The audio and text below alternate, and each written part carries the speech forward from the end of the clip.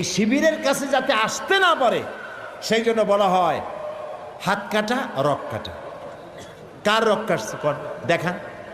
আমি তো চ্যালেঞ্জ করেছি, শিবির কার ছেলের কোন বিশ্ববিদ্যালয় কোথায় কার রক কেটেছে যদি প্রমাণ করতে পারো, শিবিরের পক্ষে একটি কথাও আমি বলবো না। সিস্টেম অফ এডুকেশন, লেখাপড়া শিক্ষা পদ্ধতির দোষ। এই যে দেখুন, এতক্ষণ যা বললাম কথা তো বোঝা লাগবে আপনার। এই রসুলের জীবনী যদি কলেজ বিশ্ববিদ্যালয়গুলি পড়ানো হতো তাহলে আমাদের ছেলেগুলি ভালো হইতো কিনা বলেন।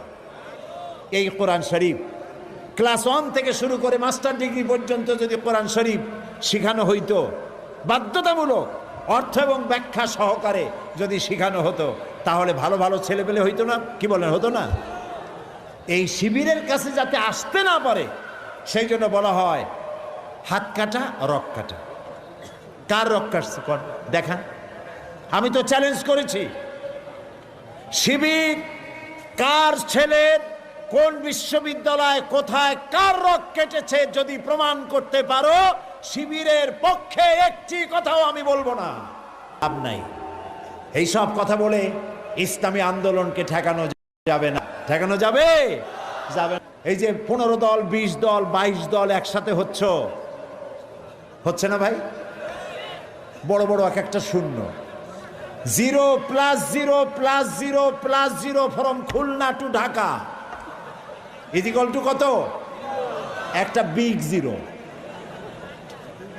এই সব বামেদের নেতারা, যত নেতা আছে, আমি চ্যালেঞ্জ করলাম, নিজের জন্মভূমিতেও যদি দাঁড়ায় 100% জামানত বাজেয়াপ্ত হবে, একটাও পার্লামেন্টের সদস্য হতে পারবে না।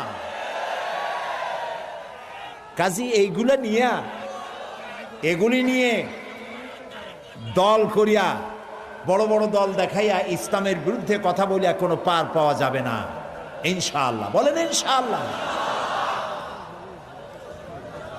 মানুষকে চরিত্রবান বানাতে হবে। সেই চরিত্রবান বানায় কোরআন। চরিত্রবান বানায় কিসে? কোরআনে বানায়। মাদ্রাসার শিক্ষা আর বিশ্ববিদ্যালয়ের শিক্ষা, দুই শিক্ষা এক না। এই জন্য আমি বলে থাকি, আপনারা লক্ষ্য করে দেখবেন, মাদ্রাসায় যারা পড়াশোনা করে অপরাধ প্রবণতা সেখানে কম। এটা ঠিক কিনা বলেন? অপরাধ প্রবণতা কম কোথায়?